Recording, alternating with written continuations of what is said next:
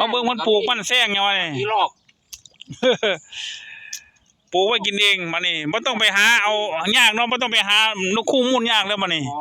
มันแซงกับปลูกไว้แล้วนี่มื้อนี้มีออเดอร์สั่งแล้ว60ถุงอันไหน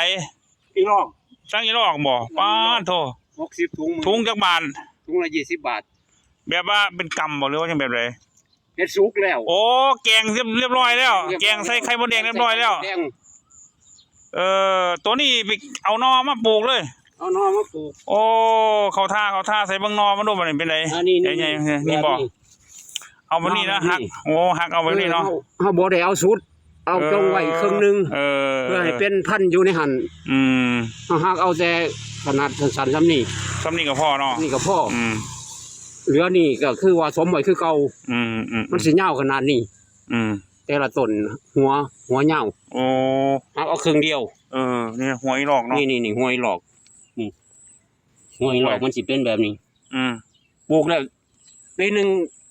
ปลูก14 ปีก็บ่ได้ปลูกใหม่ปลูกแล้วก็แล้วเลยแล้วนี่บ่ได้ปลูกเพราะว่าเขาก็ถอนต้นมันเดี๋ยวมันก็ออกใหม่อีกเนาะออกใหม่อีกหน้าแรกมันก็หัวมันก็ทนทานอยู่แล้ว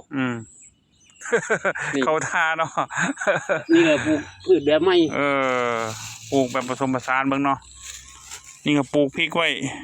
ด้านหลังนี่เพียงแต่ทดลองเบิ่งแปลงนี่ก็มีพริกพร้อมมันแซงมีมะคุงมันเผาก็มีมันเผาก็มีมันแซงก็มีมันเผาขึ้นเขาท่าเนาะม่วงนี่ร้ายแล้วนี่ยังไม่ทายทั้งนั้นเด้อต้นม่วงก็หลายครั้งเนาะคุณเป็นกุ้งม่วงก็มีอยู่ใต้หงม่วงก็มีมันแซงเพียบเลยเขาท่าเนาะมันแซงท่านมันเอามาปลูกไว้วันนี้กับเขาท่านี่อันนี้มันยังใบใหญ่ๆเนี่ยคือมันยังมันชีราซ่ามันหัวแหลมโอ้ที่ว่าหัวแหลมเงาๆเนาะผมเคยกินอยู่นี่มันตัวนี้มันสีนี่มันเผาน้ำตัวนี้ก็กินแซ่บหัวแหลมดีว่ามันแซงโอ้งามเลยเนาะมันแซงคือว่างามอยู่ได้นี่เดี๋ยวปีหน้ามันก็ออกหัวแล้วมันเนาะมันพวกนั้นมันพุดแล้วก็ปลูกไม้บ่ได้ปลูกไม้ปลูกแล้วเลยตัวนี้อีลอกนี่มันแซงเขาก็ไม่ต้องปลูกหรอกแม่นบอกแซงก็เอาสมไว้หัวก็หน่อยมันเขาก็เอาแต่หัวมันนะหัวใหญ่หัวน้อยก็สมไว้คือเก่ามันก็ยังอยู่คือเก่าดิพวกนี้ปลูกที่เดียวแล้วเลยนี่เนาะเป็นพืชยืนต้นพวกนี้พืชอันนี้มันเพราะว่ามันเป็นหัวที่นาแรงกับทนท่านมันบ่เป็นอย่างแล้วกับบ่แห้งโอ้อีหลอกเขาท่านี่วะนี่แหละจังว่าเอาอีหลอกมาปลูกไว้เลยเปลี่ยนเป็นพืชแบบใหม่เบิ่งจากที่มันอยู่โน่นเนาะเขาเอามาปลูกไว้อยู่โน่นปลูกไว้อยู่ในสวนเขาเลยป่ะนี่ปลูกไว้ในสวนเห็นบ่ดอกกระเจียวกันเด้ดอกกระเจียวเพิ่งเอาหัวมาปลูกไว้ให้กันเองกระเจียวคือว่ามันกินดอกมันก็สิออกแต่นาเดียวตัวนี้ออกหมดปีเพราะว่ากินยอดกินใบกินยอดกินใบออกหมดปีตัวนี้ออกเรื่อยๆแล้วของหัวหน้ามันเนาะต้นน้ำมันแตกออกเรื่อยๆดิเพราะน้ำใส่ฝุ่นมันอาจสิงามเพราะว่าอยู่ป่าบ่ได้ใส่ฝุ่นก็ยังมันงามอยู่ป่ามันงามคักแล้วมันมีฝุ่นธรรมชาติเด้ธรรมชาติแต่ตัวนี้ฝุ่นเอามาใส่เอาเองนี่ก็อันใดฝุ่นบางทีเราฝุ่นใส่ยังคักเลยเนาะใส่ฝุ่นไหมมันแซงไหมมันแซงฝุ่นมันดอกมันได้ฝุ่นมันก็งามคักแล้วนี่มันแต่ทดลองปีแรกนี่เพิ่งทดลองเบิ่งปีแรกเนาะเขาทาแล้วการเอาอีหลอกมาปลูกเขาทาดีวะเนาะบ่นี่มันก็ทนน้ำมันก็บ่เป็นยังแล้วมันนี่ปลูกทีเดียวเร็วเลยทนแดดเนี่ยมันมีหัวได้บ่เป็นยังเลยเป็นหัวตัวนี้ตัดเอาตัวนี้เอาต้นไปแล้วเหลือแต่หัวมันตัวนี้ที่ไปเด็ดเอามาแกงก็มันสิเป็นแบบคือว่ามันออกเหี่ยวก็เลยตัดเหลือแต่หัวนี่พวกนี้คือว่ามันขึ้นปุรูปิรีนี่พวกเอามาปลูกใหม่นี่มันก็บ่เหี่ยวหัวมันสิเหี่ยวเนาะหัวเหี่ยวถ้าบ่หักออกดึงปุ๊บมันก็สิออกมันเดี๋ยวมันก็แตกมาอีกนี่ หักเอาเครื่องเดียวหัวมันสิเหย้าลังอันก็เป็นคืบ หัว แล้วเทียบมันแตกออกมา2-3 ต้นพอดี แตกอยู่ แตกออกมา2-3 ต้นก็มีเลยนี่เห็นบ่นี่ตัวนี้ก็2 ต้นเห็นบ่นี่นั่น แม่นอยู่ เนาะเนี่ย ปลูกไว้ทั้งพุ่นก็มีเด้อ้อมสวนปลูกไว้ไปแล้วล่ะแต่ว่า บางต้นก็3 ต้นก็มี ตามต้นก็มี อีตัวนี้ก็ต้องออกเนาะของทีเนาะโอ้นี่หัวอีหลอกครับเนี่ย นี่มันมี2,000ในนี่พันธุ์ขาว นี่พัน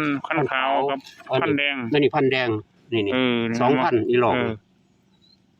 พันแดงพันขาวเขามี 2อย่าง อืม มันสิต่างกันที่ต้นมันนี่ อืม พันธุ์แดงลำต้นมันสีแดงๆพันธุ์ มัน ขา บ่เหี่ยวเลยเนาะมันบ่เหี่ยวเลยวะ บ่ เขา บ่ ท่า บ่เหี่ยว ฝนตกมาทั้งที่ปลูกง่ายแล้วเนาะ ง่ายติดไว้ซ้ำปลูกแล้วบ่เหี่ยวเลย เพราะว่ามันมีหัว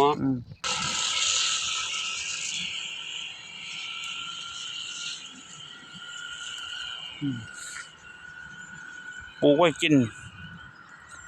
ทีหลังก็บ่ต้องแล่นหรอกเขาไปหาในโน่นแล้ววันนี้เนาะสบายเลย เวลาบ่มีเขาก็มาเก็บไว้นี่เวลามันออกเขาไปหาในโน่นเนาะเขาท่าปลูกไว้มันแซงนี่ก็ราคาดีเด้นี่ มันแพงก็ปกติก็กิโลละ70 บาท ปุ่นแล้วเนาะ 60 บาท หัวเวลามันออกหัวมาเหมือนนี่ว่าไม่ได้น้อยได้นี่ คิดว่าสิได้หลายอยู่ เพราะว่ามันดินมันร่วนซุยมันก็ออกหัวดีได้บัดนี้เนาะ ต้นหนึงนี่ก็ประมาณ10หัวอยู่แล้ว อยู่ป่าก็ยังมัน อยู่ป่ามันดินแกนมันบ่ใครเป็นหัวเด้มันนั่นแต่มาให้แบบนี้มันเป็นหัวดีได้นี่ลงหัวดีได้นี่ ลงหัวอยู่ เนาะ เพราะว่าดินมันลม ดินมันลมมันลงหัวดีได้นี่ คิดว่า มันแซงนี่ สิหัว จากหน้อยเกี่ยวเขาแล้วเอาเลยแล้ว เอาช่วงมันนะ ไก่คือสิบ่มีผู้ใดมารักหรอก โอเคครับผม นี่ล่ะคือว่า แบบประหยัดเงิน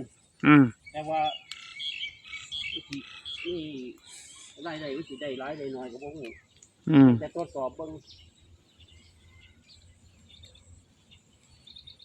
ทดสอบเมื่อก่อนแล้วว่าได้ผลแน่นอนล่ะปูวันนี้ได้กินแน่นอน หมู่บ้านก็ขายได้500อยู่นี่แหละ หมู่บ้านหม้อเดียว ขายแกงอีหลอกอ่ะโบว่าธรรมดาเนาะอีหลอกนี่ถือว่ามีราคาอยู่นะครับพี่น้องนี่เอามาแกงขายเลยเนาะ แกงขายใส่ข้าวแดง แกงเก่าทาแล้ว แกงใส่ บ่คู่กันดอกนี่แกงใส่ปลาเจ้าลงเฟซวันนี้ก็โทรมาสั่งแซวอยู่ที่โรงหันบางคนลบเศร้า แมนขอบคุณหลายครับผม แป้งแบบนี้บาง เวลาเขาเก็บมัน เป็นเกษตรผสมผสานปลูกไว้กินเองไม่ต้องไปท้า